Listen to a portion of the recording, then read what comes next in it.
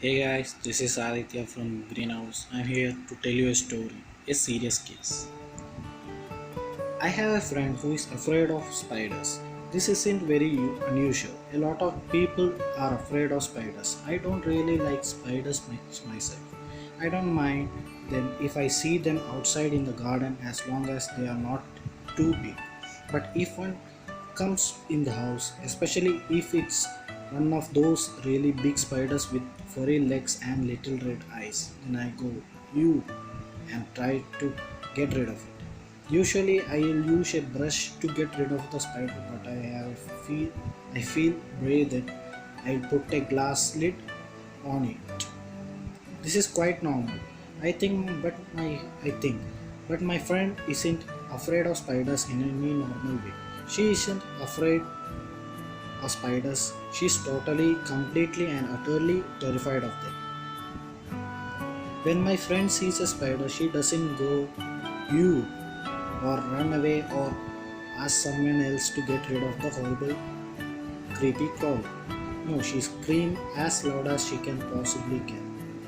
She screams so loud that her neighbors worry about her and think about calling the police. She can't move at all because she is so terrified. Sometimes she even faints. But my friend had a surprise for me when we met for a coffee last week. Guess what? She asked. What? I said. I have got a new pet. I said. Great. I said. What is it? A dog? A cat? No. A buggy? No. A rabbit? No. What then? I have got a pet spider. I don't believe you. It's true. I decided that it was time I did something about my phobia. So I went to visit a doctor, a special doctor, a psychiatrist.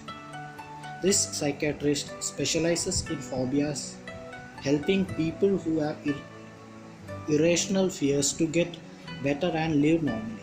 He told me I suffered from arachnophobia. It is a rational fear of spiders. He said, about 1 in 50 people suffer from a severe form of arachnophobia. It is not very common. Thanks, said my friend, but that doesn't help me much. There's a lot of different ways we can try to cure your phobia, said the psychiatrist. First, there is traditional analysis. What does that mean? Asked my friend. This is lots of talking. We try to find out exactly why you have such a terrible fear of spiders. Perhaps it's linked to something that happened to you when you were a child. Oh dear, said my friend. That sounds quite worrying. It can take a long time, said the psychiatrist. Are there any other methods? Yes, some psychiatrists use hypnosis along with traditional analysis. My friend didn't like the idea of being hypnotized. I am worried about that. What things will come out of my subconscious mind, she said. Are there any other methods? Well, said the psychiatrist, there is what we call the behavioral approach. What's the behavioral approach? Asked my friend. Well, said the psychiatrist, it's like this. The psychiatrist got out a small spider from his desk. It wasn't a real spider. It was made of plastic. Even though it was only a plastic spider, my friend screamed when she saw it. Don't worry, said the psychiatrist. It's not real spider. I know, said my friend, but I am afraid of it just the same. Hmm, said the psychiatrist. A serious case, huh? He put the plastic spider on the desk when my friend stopped screaming. The psychiatrist told her to touch it. When she stopped screaming again, the idea of touching the plastic spider was enough to make her scream. She touched it. At first, she touched it for 1 second. She shivered all over, but at least she managed to touch it. Okay, said the psychiatrist. That's for all today. Thanks, you can go home. That's it, laughed my friend. Yes, that's all. Yes, for today. This behavior approach. Come back tomorrow. My friend went back the next day and the other day, and she has matured a lot. Now her fear for spiders had decreased a lot. Where do spiders appear in yours? Asked the psychiatrist. In the bath, usually, said my friend.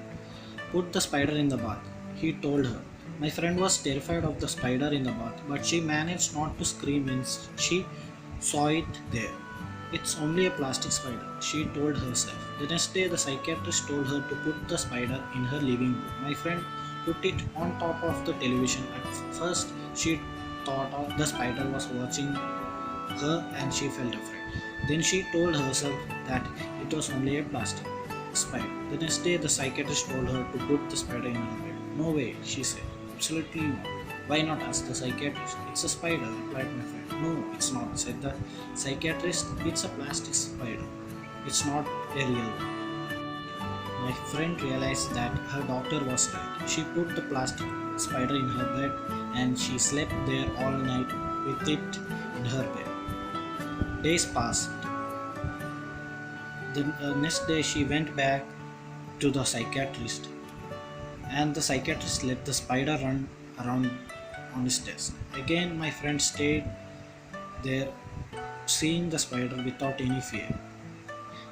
The next day she stayed for 10 minutes and the next day 15. Eventually the psychiatrist held the spider, the real spider, with long furry legs and little eyes in his hand. He asked my friend to come and touch it. At first she refused, but the doctor insisted. Eventually she touched the spider just for a second, and the next day she touched it for a few seconds, then for a few minutes, and after she held the spider in her own hand.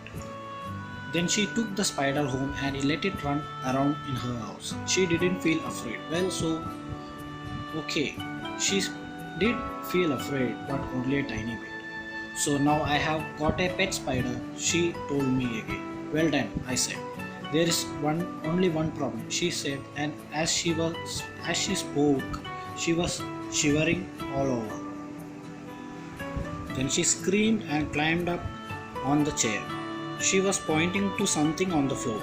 Over there, she screamed. Look, it's a beetle. I was like, what? That's the end of the story, guys. A serious case written by Chris Rose. Hope you all enjoy. Thank you.